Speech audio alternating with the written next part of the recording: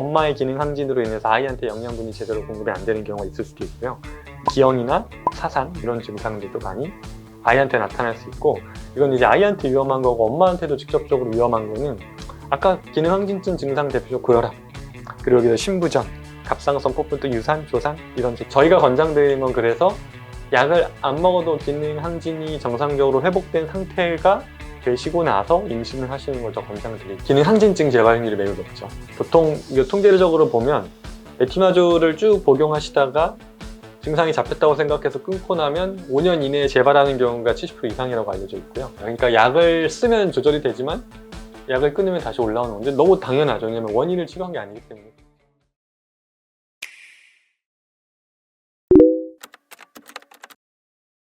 임산부한테 유독 높다고 보긴 좀 어려워요. 그러니까 일반인들이랑 유병률이 비슷하죠. 근데 임산부들이 더 준비하는 과정에서 검사를 더 하게 되니까 찾는 확률이 높다 보니 임산부들한테서 많이 보이는 것처럼 보이지만 유병률 자체가 그렇게 높은 거는 아닌 것 같아요. 약을 복용도 안전하고 부작용은 따로 없나요?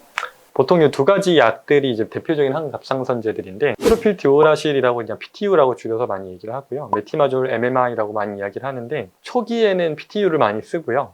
이후에 그러니까 4개월, 5개월 넘어갈 때부터는 MMI로 전환하는 게 가장 그냥 매뉴얼상으로 되어 있는데, 그 이유가 태아 기형과 직접적으로 좀 연결이 되는 연구들이 많아서, 기형이라는 거는 아이가 이미 눈, 코, 입, 장기들이 다 만들어지고 나서는 문제가 없으니까요. 초기 때를 피하면 상대적으로 위험도가 낮으니까 쓰는 거지 좋다라는 의미는 아니죠. 그래서 어쨌든 MNI 같은 경우에 메티마졸은 기형 유발과 연결이 많이 되어 있어서 초기에는 꼭 피하라는 게 주요 가이드라인에도 나와 있는 내용이고요. 그래서 임산부들은 이 두 가지 약들을 쓸 수밖에는 없죠. 원래는 이 임산부들을 제외하고는 PTU보다는 MMI를 거의 많이 써서요. 대부분 보시면 다 기능항진증자분들은 메티마졸을 드시고 계시고, 아까 사례도 보시는 것처럼 아마 메티마졸에서 안티로이드 넘어갔던 시점이 증상 변화도 있었지만 임신 준비할 때였을 거예요. 아이를 낳으실 때 전후로 수치 오르면 쓸 수 있는 약들을 조절해야 되니까 이런 형태로 사용이 됩니다. 임신 중에. 질문이 임산부가 복용해도 안전하냐? 저는 안전하다고 생각하진 않는데, 그래도 그러니까 통계적으로는 큰 부작용은 MMI를 제외하고 PTU는 그래도 임산부들이 복용해도 괜찮다라고 알려져 있어서 복용을 하는 거지만 부작용이 완전히 없다고 보기는 좀 어렵고요. 그렇게 보시면 될 것 같아요. 아이들이 유전자를 그러니까 이게 한갑상선제가 기능 항진증의 원인을 치료하는 건 아니다 보니까 재발이 많이 되고, 그리고 또 아이한테 연결되는 게 조금 많이 연구가 되고 있는, 일단 그레이브스병이라고 하는 자가면역 질환 자체가 유전적 소인이 조금 있고요. 그레이브스병이 아니라 하시모토 갑상선염이라 하더라도, 그러니까 자가면역성 갑상선 질환이 있으면 자녀 발병률이 거의 2배에서 4배 가까이 올라간다라고 알려져 있는데, 뭐 그레이브스병 같은 경우는 약 79% 정도로 추정된다는 연구들이 있는데요. 가장 메인이 이거거든요. 아까 이 그레이브스병이 원인이라고 했을 때 TSH 수용체에 붙는 그 항체가 문제인 거잖아요. 그게 뭐 그레이브스 암병증도 유발하고 기능 항진도 유발하는데, 문제는 이 항체가 태반을 통과합니다. 그래서 이 항체가 어머니한테서 이미 만들어지고 있다면 아이한테도 이게 그대로 갈 수 있는 거죠. 항체가 아이들한테 유입이 되면 이 항체가 똑같이 기능 항진증을 유발할 수도 있고, 태아 갑상선 기능 항진 또는 저하를 유발할 가능성이 있는 걸로 알려져 있습니다. 근데 이걸 유전이라고 보기는 어려운 건, 어쨌든 이렇게 해서 태반을 통해서 전달된 TRAB는 계속 있지는 않을 테니까요. 항체가 희석도 사라지니까요. 엄마가 병이면 자녀가 그대로 병이냐라고 한다면 그런 건 아니고, 일시적으로 이런 수치, 이 항체 때문에 기능 항진 저하가 나타날 수 있다. 하지만 대부분 시간이 지나면 사라진다. 이렇게 보시면 될 것 같아요. 임신 중 치료하지 않으면 어떻게 해요? 이제 이게 엄마 아빠한테 다, 아이한테도 다 위험한데, 갑상선 호르몬 자체가 태아랑 호르몬의 이 태반을 통해서 이동을 하다 보니까, 이 성장지연이라고 하는 부분들은 자궁 내에서 에너지가 너무 다른 데 다 쓰여지다 보니까 아이가 정작 필요한데 엄마의 기능 항진으로 인해서 아이한테 영양분이 제대로 공급이 안 되는 경우가 있을 수도 있고요. 기형이나 사산 이런 증상들도 많이 아이한테 나타날 수 있고, 이건 이제 아이한테 위험한 거고 엄마한테도 직접적으로 위험한 거는 아까 기능 항진증 증상 대표적 고혈압, 그리고 여기서 신부전, 갑상선 폭분증, 유산, 조산 이런 증상들. 근데 이제 고혈압 같은 경우가 임신 준비하시는 분들은 특히나 고혈압을 중요하게 보거든요. 아이한테 또 타격을 줘서인데, 이 고혈압이 일반인들에 비해서 분들은 더 쉽게 나타날 수 있어서 주의가 필요합니다. 약을 먹으면 기형이 될 수가 있고.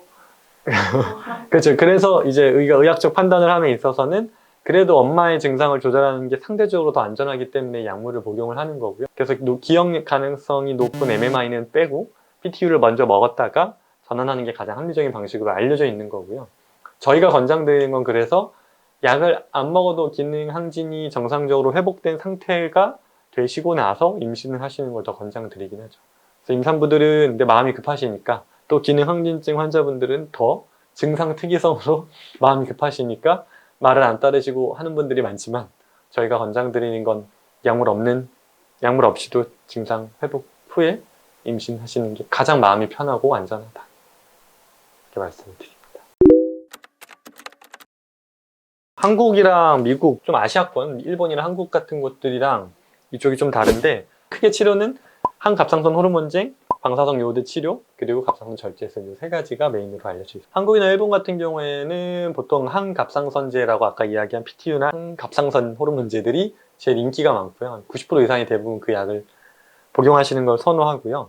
미국 같은 경우가 조금 더 이쪽에 아까 방사선 요오드를, 그러니까 요오드 치료죠. 그 요오드, 이것도 약인데 약을 먹어서 방사선을 쐬서 갑상선 기능을 떨어뜨리는 약물, 미국이 조금 더 선호하는 편이고, 그 두 가지가 다 안 들었을 때 이제 갑상선을 절제하는 수술을 보통 하게 되는 게 일반적인 흐름인데, 한국에서는 가능하나 수술은 안 하려는 경향이 조금 있는 편이라고 하는데, 글쎄요, 잘 모르겠어요.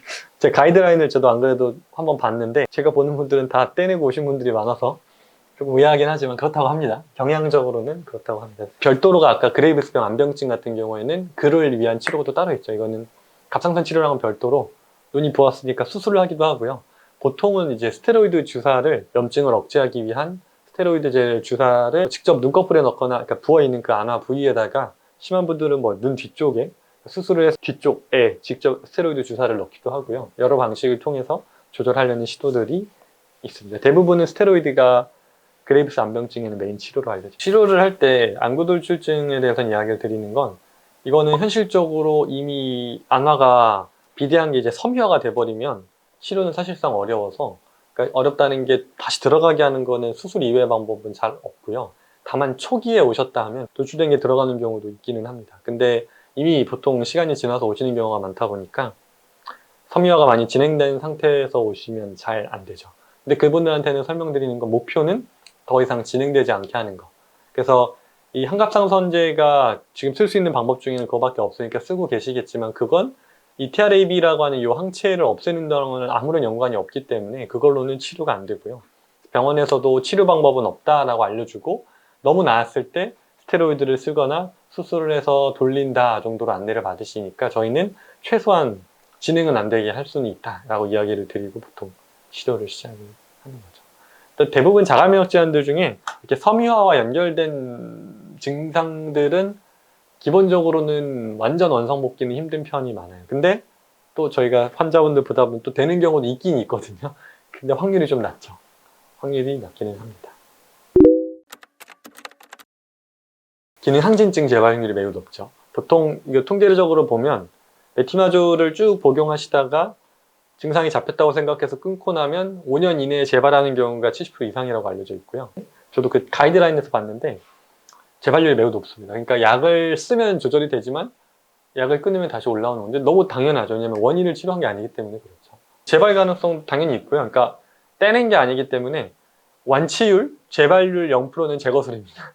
제거하면 당연히 재발 안 하겠죠. 갑상선이 없는데 항진될 리가 없겠죠. 그래서 제일 재발률이 낮은 0%는 제거술이고요. 갑상선을 절제하면 어떤 부작용이 생길까요? 갑상선을 절제하면 가장 첫 번째 부작용은, 흔하게는 이제 호르몬제를 평생 먹어야죠. 왜냐면 몸에서 스스로 만들어낼 장기를 잘라낸 거니까, 갑상선을 떼냈으니까 이젠 평생 갑상선 호르몬 보충제를 먹어야죠. 몸이 못 만드니까 평생 약으로 갑상선이 할 역할을 대신하는 거라고 생각하시면 돼요. 또 하나는 우리가 갑상선 뒤에 부갑상선이라고 해서 다른 또 장기가 하나가 있어요. 이걸 같이 떼어내다 보니까 거기서 나오는 여러 가지 대사적인 이득을 우리가 잃게 되죠. 대표적으로 칼슘 대사인데, 칼슘 대사의 주요 장기가 이 부갑상선이거든요. 부갑상선 호르몬이 나오지 않게 되다 보니까 이로 인한 부작용들을 이제 칼슘 저하증이죠.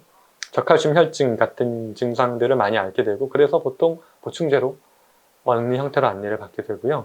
또는 이제 신경 손상의 부작용이 있을 수 있죠. 수술하는 과정에서 갑상선이 지나가는 부분들이 후두신경이 손상이 된다거나 또는 성대가 건드려진다거나 이런 부작용도 알려져 있지만 그래도 우리나라 같은 경우에는 수술을 워낙 잘하는 편이라 이런 부작용은 상대적으로 빈도는 낮은. 동위원소 치료는 재발을 실제로 많이 하고요.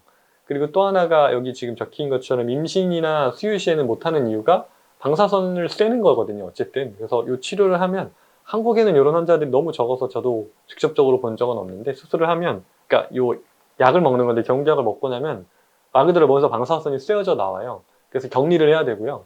가족들이랑 또 특히나 어린아이들이나 이 방사선에 취약한 아이들이랑 최대한 멀리서 격리를 해야 되고 이렇게 하면서 이 방사선을 이용해서 그 방사선이 요오드로 다 갑상선으로 다 모여들게 해서 기능을 떨어뜨리는 개념의 치료니까 그런 상태라 그래서 수유 시엔 당연히 못하고요. 아이한테 직접적으로 이 타격을 주니까 한갑상선제에도 그러니까 메티마졸이나 PTU 같은 그 프로페틸 오라실에 대한 약물도 수유할 때는 좀 주의가 필요하거든요.